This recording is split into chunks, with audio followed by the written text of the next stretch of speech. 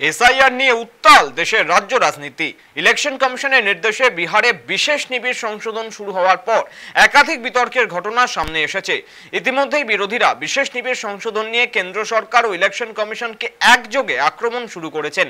বিরোধীদের বক্তব্য, ভোটার লিস্টে কারচুপি করতেই বিজেপি ইলেকশন কমিশনের সঙ্গে হাত মিলিয়ে বিহার, বাংলা সহ একাধিক রাজ্যে এসআইআর এর ঘোষণা করেছেন। এদিকে কিছুদিন আগেই বিহারের ভোটার তালিকায় গল্পের গরু গাছে ওঠার মতো ভোটারদের নাম সামনে আসে, জানিয়ে রাজনৈতিক তরজা তুঙ্গে। আর এবার উত্তর 24 পরগনার বসিরহাট মহকুমার 225 নম্বর বুথে চাঞ্চল্যকর ঘটনা। মাত্র 984 জন ভোটারের ওই বুথে 26 জনের নাম ভোটার তালিকায় রয়েছে, অথচ তারা বহু বছর আগেই মারা গেছেন। কারো মৃত্যু 1 বছর আগে, আবার কারো 6 বছর, আবার কারো 2 বছর আগে। সকলেরই ডেথ সার্টিফিকেট পরিবার তুলেছে। কিন্তু প্রশ্ন উঠছে, তাহলে কিভাবে এখনো তাদের নাম তালিকায় জলজল করছে? স্থানীয়রা অভিযোগ করছেন, ভোটের সময় এই নামগুলো দিয়েই ভোট পড়ে, যেন স্বর্গ থেকে নেমে এসে ভোট দেন তারা। বসিরহাট পৌরসভার ভাইস চেয়ারম্যান সুবীর সরকারও ঘটনাটি স্বীকার করেছেন।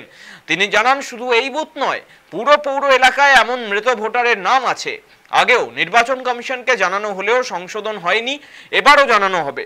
রাজনৈতিক মহলে এ নিয়ে তীব্র প্রতিক্রিয়া শুরু হয়েছে। বিশেষজ্ঞরা বলছেন, ডেথ সার্টিফিকেট জমা দেওয়ার পর স্বয়ংক্রিয়ভাবে নাম বাদ দেওয়ার নিয়ম থাকলেও বাস্তবে তা কার্যকর হচ্ছে না। ফলে ভোটার তালিকার স্বচ্ছতা নিয়ে বড় প্রশ্ন উঠছে।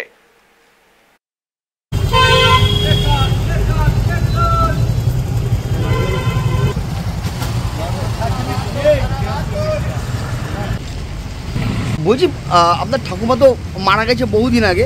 হ্যাঁ, প্রায় 1 বছরের উপরে। না, এটা তো আমি কিছু জানি না, কারণ আমাদের তো ভোটার লিস্ট সেইভাবে দেখা হয় না বা খোঁজও নেওয়া হয় না। ঠিক আছে, ওটা আমাদের দেখতে হবে, কিন্তু আশা করি ডেথ সার্টিফিকেট তো আমাদের বেরিয়ে গেছে অনেক দিন, না থাকাটাই স্বাভাবিক। ম্যাডাম, অঞ্জনা গোস্বামী আপনার কে হয়? শাশুড়ি। শাশুড়ি কত বছর আগে মারা গেছে? 6 বছর। তা আপনার শাশুড়ির এখনো ভোটার লিস্টে নাম রয়েছে, এটা নিয়ে কি বলবেন? আমি কি বলবো বলুন তো। আপনারা জানেন ভোটার লিস্টে নাম রয়েছে? না, আমি ঠিক জানেন না? তো আপনারা কি স্থানীয় যে কাউন্সিলর বা বিডিও অফিসকে জানাবেন যে এখনো আপনার মৃত শাশুড়ির নাম রয়েছে, এটা কি জানাবেন আপনারা? আমি তাহলে দাদার সাথে কথা বলবো।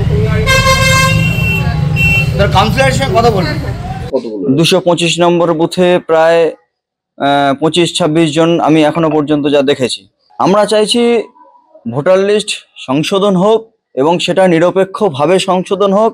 যারা প্রকৃত ভোটার তারাই শুধুমাত্র ভারতের গণতান্ত্রিক যে ভোট প্রক্রিয়া 2022 এমন আছে, 2022 সালের আগেও ভোটার আছে।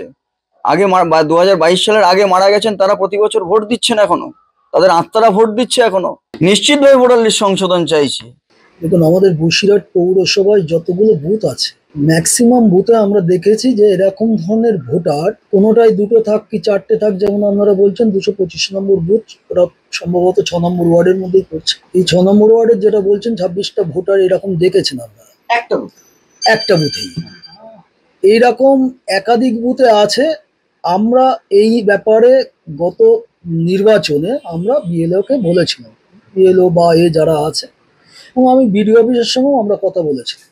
তারা যথারীতি কিন্তু সেই কাগজপত্র জমা করে এবং মানে তাদের ডেথ সার্টিফিকেটে জমা করে তারা যে মৃত বা বহু লোক এখান থেকে চলে গেছে, কেউ হয়তো দেখা যাচ্ছে দিল্লিতে রয়েছে, কেউ হয়তো টোটালি ভারতবর্ষের মধ্যেই নেই, বিদেশে আছে, কিন্তু সেই নামগুলো সেই অফিসগতভাবে জমা পড়লেও আমাদের মনে হচ্ছে এগুলো নির্বাচন কমিশনের গাফিলতি।